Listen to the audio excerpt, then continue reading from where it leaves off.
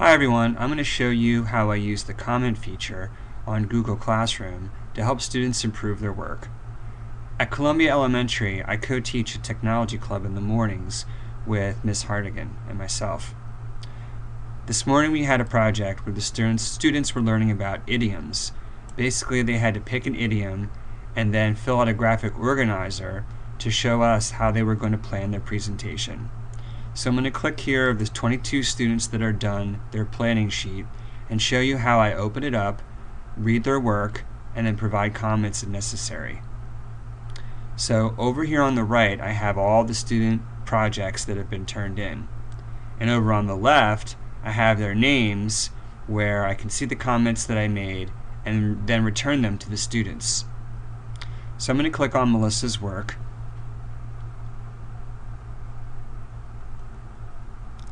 And here they're completing this graphic organizer where they choose an idiom, think of a situation when it might be used, give their audience a hint, and then reveal the idiom.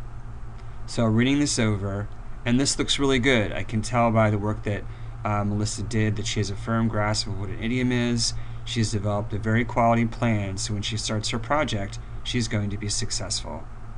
So I'm going to close this assignment, and I'm going to come over here to her name. I'm going to find her name on the left. I'm going to click this button. Notice when I click this button next to her name, the white return button appears. And I'm going to let Melissa know that she's ready to begin. You see, all the students have to get their planning sheet approved before they can begin their project. Now I'm going to tell her that she's ready to move on. To save time, I have a Word document which I just have a very generic response, and I'm going to use that, and then I'm going to copy and paste it into here so I don't have to retype it each time.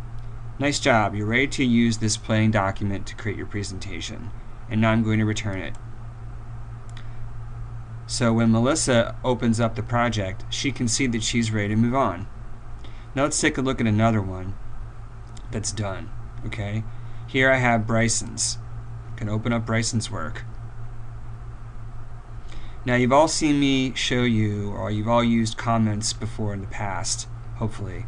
So when you read the work, then you can click this button to leave a comment. Now in this case I've read Bryson's work and I think he needs to expand more on his situation.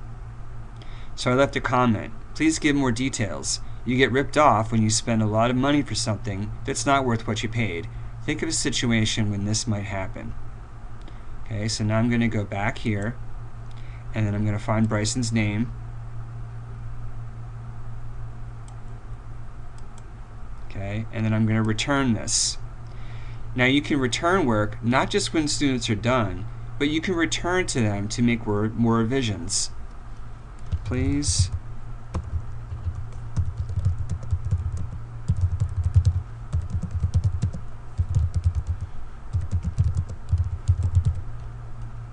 and resubmit. So I've told Bryson, please see the comment, make the changes, and then resubmit. Return. Now I'm not adding a grade to these because this isn't a graded part of the assignment, it's just a planning sheet. So I could, if I wanted to, just make it ungraded, and then that way they know they're not going to be getting a grade for this part. It's just getting them started. Now you can see what I've done. Instead of having the document say done as these do, done, that means they've turned it in and that I'm ready to view their work and make comments. Ones that I've already returned to the students, like Melissa, say returned, and that means that I've returned it to them either with comments or to change, or they can go ahead and get started. Over on the left here you can see that just by quickly viewing the comments, you can see which students have been given the green light to start, and which students, like Riley, are still working on theirs. And if I want to, I can click his name, and then I can see a history of the comments that I've left. Well, let me tell you, using the comment feature and returning the work today was super convenient for a lot of reasons. One, the students didn't have to waste time and distract others by getting up out of their seat, coming to my desk, dropping off their work, and hanging around while I made comments on their papers. They could just submit it, and then I could instantly see when they submitted their work, and I can make the comments right from my own workstation. So imagine this: all the students are in their seats, they have a computer in front of them, and I'm at my desk, and we're having this exchange of information, this exchange of feedback, without anyone having to move anywhere. It really makes for a very seamless process. And two, I can see the student work at any time. I don't have to get up out of my seat and move around the room and look over their shoulders. And I don't have to wait until the students turn their work in. I can basically see it at any time. And then three, by doing this planning sheet and having the students having to get it approved before they begin, really ensures a quality project in the end, that they have a very quality plan to make themselves successful. And fourth, because we're doing this without paper, a lot of the students said that they were going to go home and then they were going to check their comments and continue their work at home. And I could do that since they don't have to wait for me to return their paper back to them. So it saves them classroom work time. Not all students are going to have that opportunity, but a lot will, and I think it's worth taking advantage of. And then finally, what I also learned through this process is that in some cases, you're going to have students where you're looking at their work and you can see they need a lot of intervention. So leaving 4 or 5 comments to having them sift through, I don't think is a very worthwhile strategy.